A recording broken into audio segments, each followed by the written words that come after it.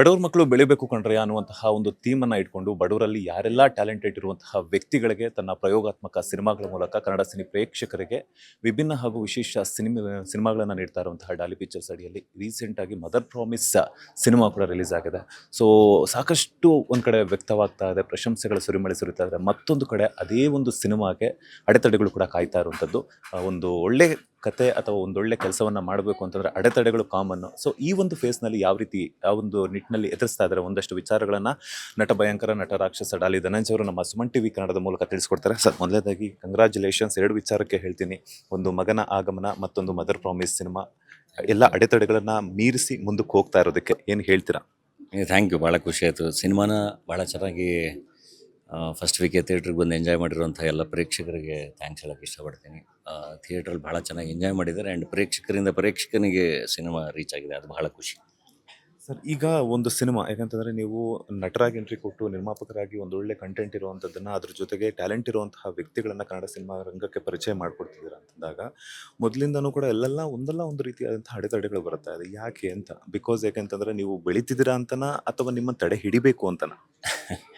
ಅಲ್ಲ, ಯಾರೇ ಏನೇ ಕೆಲಸ ಮಾಡಬೇಕು ಅಂದರೂ ಕಾನ್ಫ್ಲಿಕ್ಟ್ಸು ಸಹಜ. ಅದು ಪ್ರತಿ ಹಂತದಲ್ಲೂ ಇರುತ್ತೆ ಆ್ಯಂಡ್ ನನ್ನ ವಿಷಯದಲ್ಲಿ ಅದು ಯಾವಾಗಲೂ ಸ್ವಲ್ಪ ಜಾಸ್ತಿ ಇದೆ. ಅದು ನನಗೆ ಅನಿಸುತ್ತೆ. ನಾನು ಅದಕ್ಕೆ ಆಗಲಿ ಹೇಳಿದೆ, ಮೋಸ್ಟ್ಲಿ ನಾನು ಜಾಸ್ತಿ ಕೆಲಸ ಮಾಡ್ತೀನಲ್ಲ, ಹಂಗಾಗಿ ಜಾಸ್ತಿ ಪ್ರಶ್ನೆಗಳಿರುತ್ತೆ ಆ್ಯಂಡ್ ಜಾಸ್ತಿ ಸರಿ ಕಾನ್ಫ್ಲಿಕ್ಟ್ಸ್ ಅರೈಸ್ ಆಗುತ್ತೆ ಅಂತ.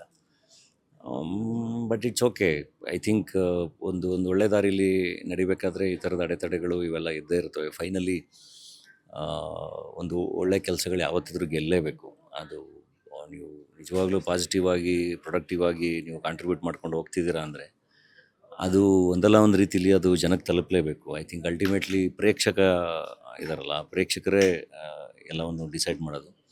ಸೊ ಅವರು ನನಗೆ ಭಾಳ ಚೆನ್ನಾಗಿ ನನ್ನ ಜೊತೆಗಿದ್ದಾರೆ ಆ್ಯಂಡ್ ಅದು ಫ್ಯಾಮಿಲಿ ಆಡಿಯನ್ಸ್ ಇರ್ಬೋದು, ನಮ್ಮ ಮಾಸ್ ಹುಡುಗರು ಇರ್ಬೋದು, ಎಲ್ಲರೂ ಬಹಳ ಚೆನ್ನಾಗಿ ನನ್ನ ಜೊತೆಗಿದ್ದಾರೆ. ಅದು ನನಗೆ ಭಾಳ ಖುಷಿ.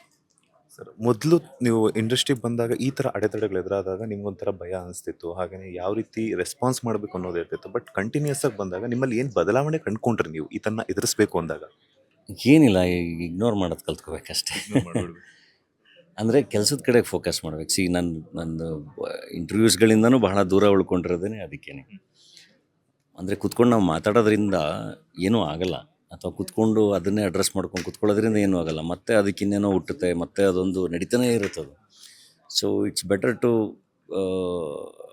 Stop addressing them and start working. ಕೆಲಸ ಮಾಡ್ತಾಯಿದ್ರೆ ಅದು ರಿಸಲ್ಟ್ ಕೊಡಲೇಬೇಕಲ್ಲ.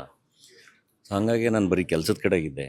ಆ್ಯಂಡ್ ಮದರ್ ಪ್ರಾಮಿಸ್ ವಿಚಾರ ಅಂತ ಬಂದಾಗ ಮೋರ್ ದೆನ್ ಮೀ ಇದು ಅಷ್ಟು ಜನ ಹುಡುಗರು, ಹೊಸ ನಿರ್ದೇಶಕ, ಅಷ್ಟು ಜನ ಕಲಾವಿದರುಗಳು, ಅವ್ರುಗಳ ಕೆಲಸ. ಆ್ಯಂಡ್ ಅವ್ರು ಭಾಳ ಚೆನ್ನಾಗಿ ಸಿನಿಮಾ ಮಾಡಿದ್ದಾರೆ. ಈಗ ಅವ್ರ ಸಿನಿಮಾ ಚೆನ್ನಾಗಿ ಮಾಡಿಲ್ಲ, ನನ್ನದೇ ಪ್ರೊಡಕ್ಷನ್ ಆಗಿ ನನಗೆ ಇಷ್ಟ ಇಲ್ಲ ಅಂದಿದ್ರು ನಾನು ಬರ್ತಾನೆ ಇರಲಿಲ್ಲ. ಸೊ ಈ ಸಿನಿಮಾದಲ್ಲಿ ಏನಕ್ಕೆ ನಾನು ಈಗ ನನ್ನದೇ ಪ್ರೊಡಕ್ಷನ್ ಸಿನಿಮಾಗಳಿಗೆ ನಾನು ಇಷ್ಟೊಂದು ಕಾಣಿಸ್ಕೊಳ್ಳೋದಿಲ್ಲ ಯಾವಾಗ. ಈ ಸಿನಿಮಾದಲ್ಲಿ ಏನಕ್ಕೆ ಅಷ್ಟು ಕಾಣಿಸ್ಕೊತಾ ಇದ್ದೀನಿ ಅಂದರೆ ಅವರು they have done good job. ಇಡೀ ಟೀಮ್ ಭಾಳ ಚೆನ್ನಾಗಿ ಇಡೀ ಟೀಮ್ ಕೆಲಸ ಮಾಡಿದ್ದಾರೆ. ಒಳ್ಳೊಳ್ಳೆ ಕಲಾವಿದರಿದ್ದಾರೆ, ಅವ್ರು ಎಲ್ರಿಗೂ ಭಾಳ ಒಳ್ಳೆ ಭವಿಷ್ಯ ಇದೆ, ನಿರ್ದೇಶಕರಿಂದ ಹಿಡಿದು ಎಲ್ರಿಗೂ.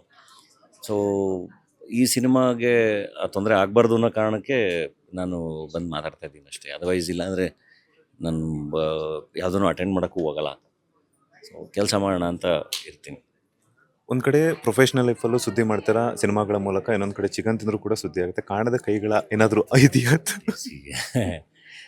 ಅದನ್ನೆಲ್ಲ ಮತ್ತೆ ಐ ಥಿಂಕ್ ಮಾತಾಡೋಕ್ಕೂ ಹೋಗ್ಬಾರ್ದು. ಅದ್ರ ಬಗ್ಗೆ ಎಲ್ಲ ಆಲ್ರೆಡಿ ನಾನು ರಿಯಾಕ್ಷನ್ ಕೊಟ್ಟಿದ್ದೀನಲ್ಲ. ಸೊ ಎಲ್ರದ್ದು ಅವ್ರವ್ರ ಬದುಕಿರುತ್ತೆ, ಅವ್ರವ್ರ ಪರ್ಸ್ನಲ್ ಲೈಫ್ ಇರುತ್ತೆ, ಅದು ಬೇರೆ, ಕೆಲಸ ಬೇರೆ. ಯಾಕೆ ಈ ಥರ personal life professional life target ಮಾಡ್ತಿದ್ದಾರಾ ಕಾಣದ ಕೈಗಳು ಅಂತ ನಾನು ಕೇಳ್ತೀನಿ. ವಿತೌಟ್ ಕಾನ್ಫ್ಲಿಕ್ಟ್ಸು, ವಿತೌಟ್ ಅಪೋಸಿಷನ್ ಒಬ್ಬ ಹೆಂಗೆ ಇರೋವಾಗಕ್ಕಾಗುತ್ತೆ? ಸೊ ನನ್ನನ್ನು ಅಷ್ಟೊಂದು ಕ್ವಶನ್ ಮಾಡ್ತಿದ್ದಾರೆ ಅಂದರೆ I think I am very happy. ನನ್ನನ್ನು ಅಷ್ಟು ಕ್ವಶನ್ ಮಾಡ್ತಿದ್ದಾರೆ, ನನ್ನ ಬಗ್ಗೆ ಅಷ್ಟು ಯೋಚನೆ ಮಾಡ್ತಾ ಇದ್ದಾರೆ, ನನ್ನನ್ನು ಅಷ್ಟು ಮನಸ್ಸೊಳಗೆ ಇಟ್ಕೊಂಡಿದ್ದಾರೆ, ನನ್ನ ಅಷ್ಟು ಪ್ರೀತಿಸ್ತಾ ಇದ್ದಾರೆ. ಆ್ಯಂಡ್ ಸೊ ಅದಕ್ಕೆ ನಾನು ಭಾಳ ಖುಷಿ ಪಡ್ತೀನಿ. ಮಗನ ಆಗಮನದಿಂದ ನಿಮ್ಮ ಲೈಫಲ್ಲಿ ಏನೆಲ್ಲ ಬದಲಾವಣೆಗಳಾಯಿತು ಅಂತ? ಚೆನ್ನಾಗಿದೆ, ಎಂಜಾಯ್ ಮಾಡ್ತಾ ಇದ್ದೀನಿ. ಮಕ್ಕಳು ಬೆಳೆಯೋ ಪ್ರೋಸೆಸ್, ಆ ಎಕ್ಸ್ಪೀರಿಯನ್ಸೇ ಭಾಳ ಚೆಂದ. ಐ ಥಿಂಕ್ ಯಾರೇ ಆದರೂ ಮಕ್ಕಳಾದಮೇಲೆ ಬದುಕಿನ ಬಗ್ಗೆ ಐ ಥಿಂಕ್ ವ್ಯೂಸ್ ಒಂದಿಷ್ಟು ಚೇಂಜ್ ಆಗುತ್ತೆ. Will become more sensible, more sensitive, more human. ಅದೇ ಥರದ ಬದಲಾವಣೆಗಳು ನನ್ನಲ್ಲೂ ಆಗಿದೆ ಅಷ್ಟೇ. ಡಾಲಿ ಅವರಾಗಿರ್ಬೋದು, ಧನ್ಯತಾ ಅವರಾಗಿರ್ಬೋದು, ಮಗುಗೆ ಏನಂತ ಕರೀತಾರೆ ಈಗ? ಹೆಸರಿಟ್ಟಿಲ್ಲ ಅಫಿಷಿಯಲ್ ಆಗಿ, ಬಟ್ ಏನಂತ ಕರೀತಾರೆ? ಒಂದೊಂದು ಸರಿ ಪ್ರೀತಿಯಿಂದ ಏನೇನು ಬರುತ್ತೆ ಎಲ್ಲ ಕರಿತಾ ಇರ್ತೀನಿ ನಾನು. ಪರ್ಟಿಕ್ಯುಲರ್ ಆಗಿದೆ ಪರ್ಟಿಕ್ಯುಲರ್ ಆಗಿದೆ ಅಂತ ಏನು ಎಲ್ಲ ಕರಿತಾ ಇರ್ತೀನಿ ಪ್ರೀತಿಯಿಂದ, ಏನು ಬೇಕಿಲ್ಲ. ಪುಷ್ಪ ಸಿನಿಮಾದಲ್ಲಿ ಜಾಲ್ ರೆಡ್ಡಿ ಕ್ಯಾರೆಕ್ಟರ್ ಮಾಡಿದ ಮೇಲೆ ತೆಲುಗಿನ ಒಂದು ವೇದಿಕೆಯಲ್ಲಿ ಮೆಗಾಸ್ಟಾರ್ ಚಿರಂಜೀವಿ ಅವರೇ ಇನ್ನೊಂದು ಸಿನಿಮಾದ ಪ್ರಮೋಷನ್ ಟೈಮಲ್ಲಿ ನಿಮ್ಮನ್ನು ಹೊಗಳ್ತಾರೆ. ಅದಾದ ನಂತರ ತೆಲುಗು ಸಿನಿಮಾ ರಂಗಕ್ಕೆ ಡಾಲಿ ಅವರು ಯಾಕೆ ಹೋಗಿಲ್ಲ ಅನ್ನುವಂಥದ್ದು. ಇಲ್ಲ ಮಾಡೋಣ, ಪುಷ್ಪ ಆದಮೇಲೆ ಝೀಬ್ರಾ ಮಾಡಿದೆ. ಹಾಂ, ಅಂದರೆ ನನಗೂ ಇಷ್ಟ ಆಗಬೇಕಲ್ಲ, ನನಗೂ ಕಾಂಟ್ರಿಬ್ಯೂಟ್ ಮಾಡುವಂತಹ ಪಾತ್ರಗಳು ಬಂದರೆ, ಆ್ಯಂಡ್ ನನಗೂ ಅದು ಕಾಂಟ್ರಿಬ್ಯೂಷನ್ ಆಗಬೇಕು, ನಾನು ಕೂಡ ಆ ಸಿನಿಮಾಗೆ ಕಾಂಟ್ರಿಬ್ಯೂಟ್ ಮಾಡಬೇಕು. ಆ ಥರದ್ದು ಸಿನಿಮಾಗಳು ಬಂದರೆ ಮಾಡ್ತೀನಿ. ಇಲ್ಲಾಂದರೆ ಇವಾಗ ನನಗೆ ಬಂದಿದ್ದೆಲ್ಲದನ್ನು ಮಾಡೋಕ್ಕಾಗಲ್ಲ. ಸೊ ಬೆಸ್ಟ್ ಬಂದರೆ ಖಂಡಿತ ಮಾಡ್ತೀನಿ. ಸರ್, ಈಗ ಫೈನಲಿ ಹೇಳಿ ಒಂದು ವಿಚಾರ, ಯಾಕಂತಂದರೆ ಕೋಟಿ ಸಿನಿಮಾ ರಿಲೀಸ್ ಆಗ್ತಾ ಇದೆ ಅಂತ ಟೈಮಲ್ಲಿ ದರ್ಶನ್ ಅವರ ವಿಚಾರನೂ ಕೂಡ ಆಯಿತು. ಸೊ ಆ ಒಂದು ಟೈಮಲ್ಲಿ ನೀವು ಮಾತಾಡಿಲ್ಲ ಅನ್ನೋ ಒಂದು ಕಾರಣಕ್ಕೆ ಒಂದಷ್ಟು ಕಮೆಂಟ್ಸ್ ಪಾಸ್ ಆಯಿತು ಸೋಷಿಯಲ್ ಮೀಡಿಯಾದಲ್ಲಿ. ದರ್ಶನ್ ಅವರು ಸಪೋರ್ಟ್ ಮಾಡಿದ, ದರ್ಶನ್ ಅವ್ರ ಬಗ್ಗೆ ಮಾತಾಡಿಲ್ಲ, ಹಾಗಾಗಿನೇ ಕೋಟಿ ಸಿನಿಮಾ ಥಿಯೇಟ್ರ್ಗಳಿಗೆ ಯಾರೂ ಬಂದಿಲ್ಲ ಅನ್ನೋವಂಥದ್ದು. ಆ ಥರದ ಬೇರೆ ಆಯಾಮಗಳಲ್ಲೂ ಕೂಡ ಒಂದಷ್ಟು ಜನ ಕಲ್ಪಿಸ್ಕೊತಾರೆ.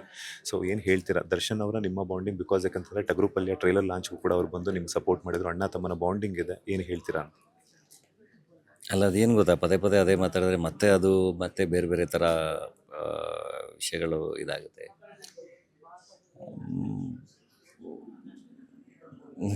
ನಾನು ಆಗ್ಲೇ ಆನ್ಸರ್ ಮಾಡಿದೆ. ಎಲ್ಲರಿಗೂ ಅವ್ರವ್ರದ್ದೇ ಪರ್ಸ್ನಲ್ ರಿಲೇಷನ್ಶಿಪ್ಗಳಿರುತ್ತೆ, ಹಂಗೆ ಅಂತ.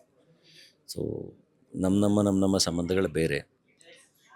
ಸೊ ಅದು ನಮ್ಗಳಿಗಷ್ಟೇ ಗೊತ್ತಿರುತ್ತೆ ಅಷ್ಟೇ. ಹೀಗೆ ಅಭಿಮಾನಿಗಳಿಗೆ ಪ್ರೀತಿಯಲ್ಲಿ ಬೇಜಾರು ಎಲ್ಲದೂ ಇರುತ್ತೋ ಹಾಗೆ ನಮಗೂ ಅದೇ ಪ್ರೀತಿ, ಅದೇ ಬೇಜಾರು, ಅದೇ ಕೋಪ, ಅದೇ ಸ್ನೇಹ ಎಲ್ಲದೂ ಇರುತ್ತೆ ಅಷ್ಟೇ. ಆ್ಯಂಡ್ ಅದು ಒಂದು ಕಡೆಯಿಂದ ಇನ್ನೊಂದು ಕಡೆಗೆ ಹೋಗೋಷ್ಟರಲ್ಲಿ ಬೇರೆ ಬೇರೆ ಥರ ಅದನ್ನು ಅರ್ಥೈಸಲಾಗುತ್ತೆ ಅಷ್ಟೇ. ಆ್ಯಂಡ್ ಐ ಡೋಂಟ್ ನೋ, ಸಡನ್ನಾಗಿ ಅದು ಯಾಕೆ ಮತ್ತೆ ಅದನ್ನು ಎತ್ಕೊಂಡಿದ್ದಾರೆ ನನಗೆ ಗೊತ್ತಿಲ್ಲ. ಆ್ಯಂಡ್ ಐ ಥಿಂಕ್ ಪದೇ ಪದೇ ಪಾಪ ಎಲ್ಲಾದ್ರೂ ಏನಾದ್ರು ಸಮಸ್ಯೆ ಆಗಿದೆ ಅಂದರೆ ಆ ಕುಟುಂಬಗಳ ಜೊತೆ ಎಲ್ಲರೂ ಇರಬೇಕಾಗುತ್ತೆ. ಅದು ವೆದರ್ ದ ವಿಕ್ಟಿಮ್ ಕುಟುಂಬನೋ ಏನಾಗಿದೆ, ಆ ಕಡೆ ಕುಟುಂಬಗಳಿರಲಿ, ಈ ಕಡೆ ಕುಟುಂಬಗಳಿರಲಿ, ಅವೆಲ್ಲ ಸಫರ್ ಮಾಡ್ತಿರ್ತಾವೆ. ನಾವು ತುಂಬ ಅದನ್ನು ಪದೇ ಮಾತಾಡಿ ಎಳೆದಾಡಕ್ಕೆ ಹೋಗಬಾರ್ದು. ಸೊ ಆದಷ್ಟು ಬೇಗ ಸಮಸ್ಯೆಗಳೆಲ್ಲ ಮುಗಿಲಿ ಅಂಥೇಳಿ ಪ್ರೇ ಮಾಡಬೇಕು. ಸರ್, ನಟನಾಗಿ ಸಾಲು ಸಿನಿಮಾಗಳನ್ನು ಇನ್ನೇನು ಪ್ರಸ್ತುತಪಡಿಸೋದಕ್ಕೆ ರೆಡಿ ಆಗಿದ್ದಾರೆ. ನಿರ್ದೇಶಕರ ಕ್ಯಾಬ್ ತರಿಸಿ ಈ ವರ್ಷನೇ ಎಕ್ಸ್ಪೆಕ್ಟ್ ಮಾಡ್ಬೋದಾ ಅಥವಾ ಮುಂದಿನ ವರ್ಷ ಎಕ್ಸ್ಪೆಕ್ಟ್ ಮಾಡ್ಬೋದು? ನೋಡೋಣ, ಇಲ್ಲ ಕೆಲಸ ಮಾಡ್ತಾ ಇದ್ದೀನಿ, ಅದು ಬಹಳ ದೊಡ್ಡ ಕೆಲಸ. ಖಂಡಿತ ಪ್ರಿಪರೇಷನ್ಸ್ ಇದೆಯಾ? ಒಳಗೆ ಏನಾದರೂ ಕೆಲಸಗಳು ನಡೀತಿದೆಯಾ? ಪ್ರಿಪ್ರೇಷನ್ಸ್ ಬೇಕು, ಬಟ್ ಖಂಡಿತ ಪ್ಲ್ಯಾನ್ ಮಾಡ್ತೀನಿ.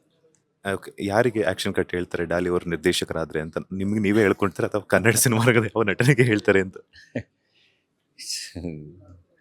ಗೊತ್ತಿಲ್ಲ, ಮೋಸ್ಟ್ಲಿ ನಾನೇ ಹೇಳ್ಕೊತೀನಿ ಫಸ್ಟು, ಆಮೇಲೆ ನೋಡೋಣ. Sir, thank you so much. Busiest ಸ್ಕೆಡ್ಯೂಲಲ್ಲೂ ಕೂಡ ಒಂದಷ್ಟು ಸಮಯವನ್ನು ಕೊಟ್ಟಿದ್ದಕ್ಕೆ ಒಳ್ಳೆಯದಾಗಲಿ. All the best. ವೀಕ್ಷಕರ, ಇದಾಗಿತ್ತು ಡಾಲಿ ಧನಂಜಯ್ ಅವರ ಒಂದಷ್ಟು ಮಾತುಗಳು. ಕ್ಯಾಮ್ರಾ ಪರ್ಸನ್ ನಂದೀಶ್ ಜೊತೆ ಮಂಜುನಾಥ್ ಶ್ರೀನಿವಾಸ್, ಸುಮನ್ ಟಿವಿ ಕನ್ನಡ, ಬೆಂಗಳೂರು.